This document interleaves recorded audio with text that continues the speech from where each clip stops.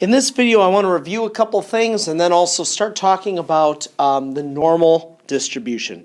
So first, for the class data to the right, this was about number of aunts and uncles. So first of all, find the 5-number summary. So hopefully your first instinct would be to put all of this stuff in a list. You shouldn't be calculating anything by hand really anymore.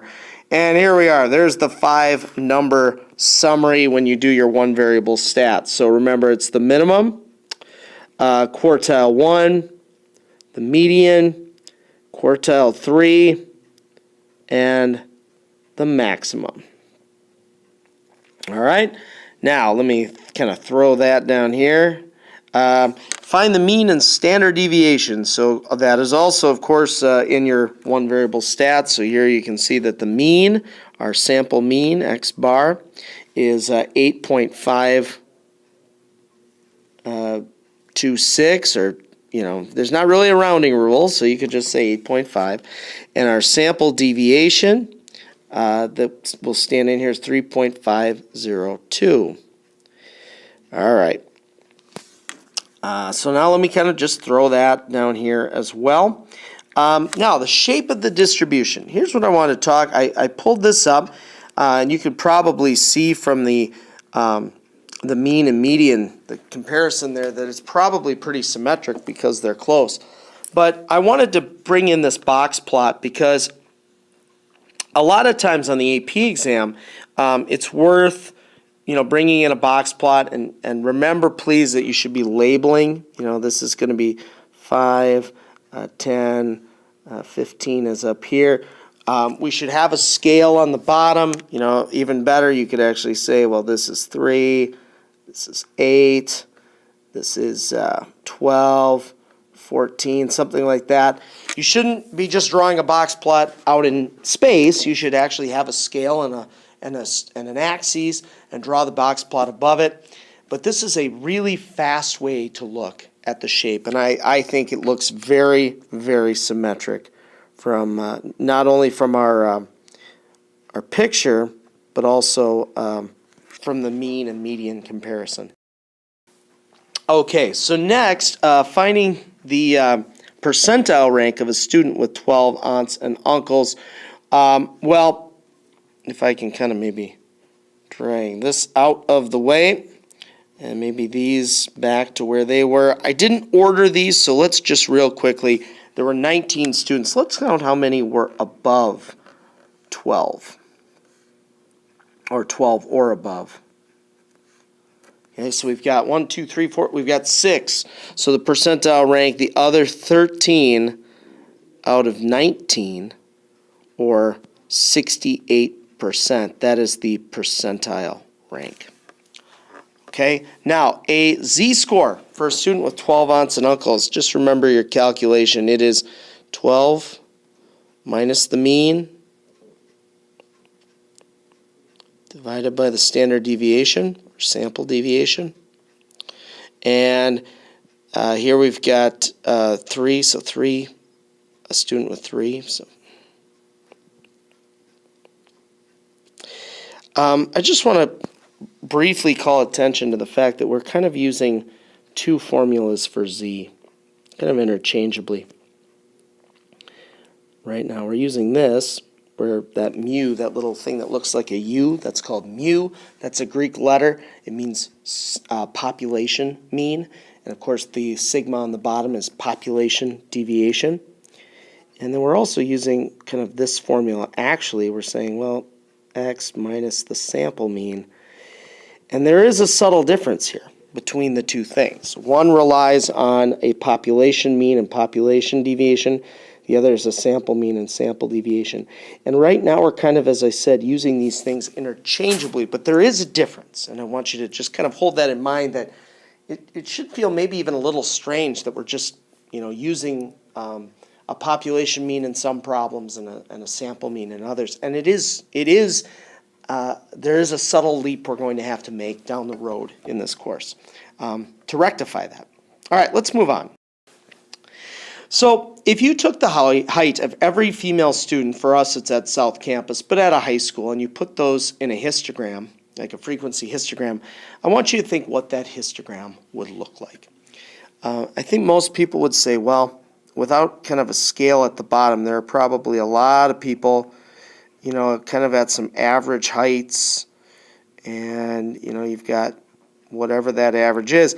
And as you go further and further and further away, in either direction, there will be less and less people at those heights. And there's this tendency to think about this curve.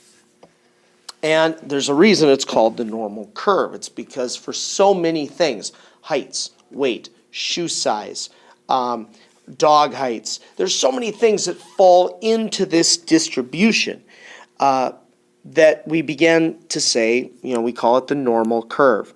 But the normal curve has some very specific properties to it. Not everything with this shape, that's why I'm going to put a big question mark here. Not everything with that shape is normal. Normal is a very specific kind of curve. And I want to do one more example, and I want to show you what's called a Galton board. Okay, so this is what's called a Galton board. And what you can see here is if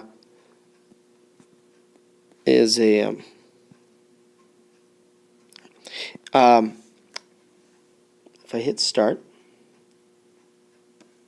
and I want these to go a little bit faster, so let me do that. These things are going to begin to fall through my distribution, like the game Plinko, right? They're going to fall through, and of course it's going to be very rare for a ball to get all the way down on one side or the other. The tendency will be for the balls to bounce into the middle, okay?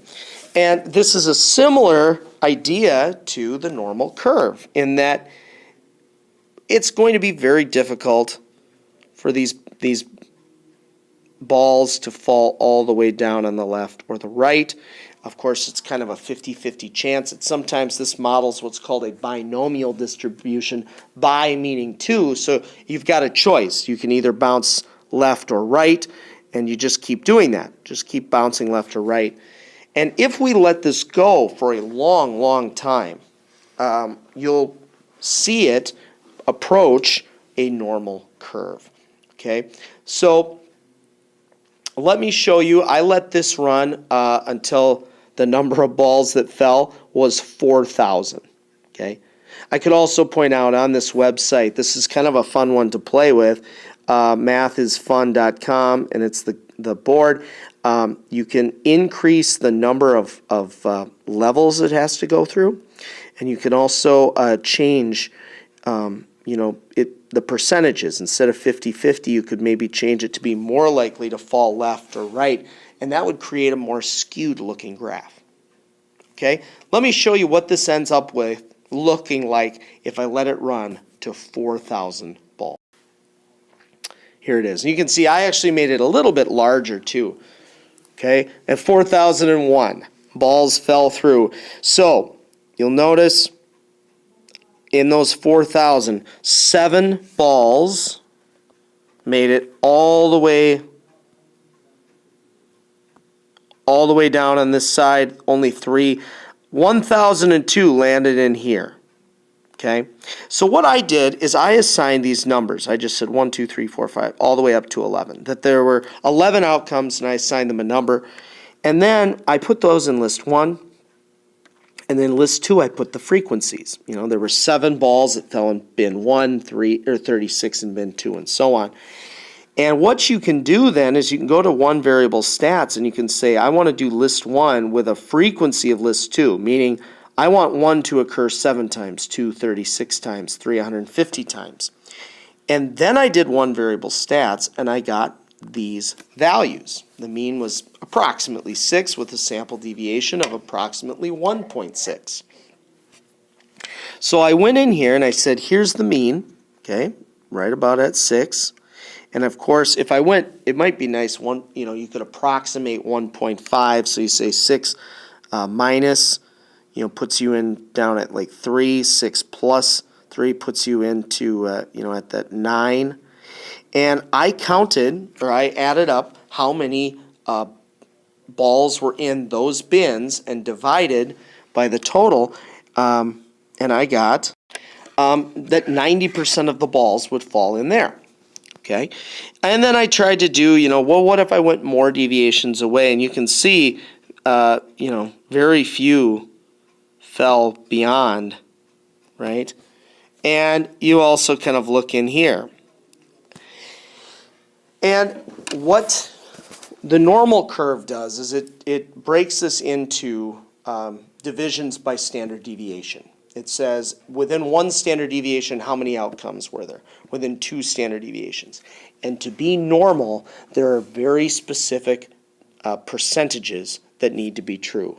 Within one deviation, 68% of observations must fall. Within two, it's 95. And within three, it's 99.7. And my approximations on this board, this kind of Plinko-looking board, my observations ended up being 65, 96, and 99.7. When I actually put those deviations, I said, okay, the mean is 6, add 1.58, subtract 1.58, add another. I got close. And again, if you're close, you say you're approximately normal. You're not exactly normal, you're approximately normal. But so many things follow this pattern that we use the normal curve really frequently for figuring out what percentage of populations fall in certain areas. The next video will deal with an example.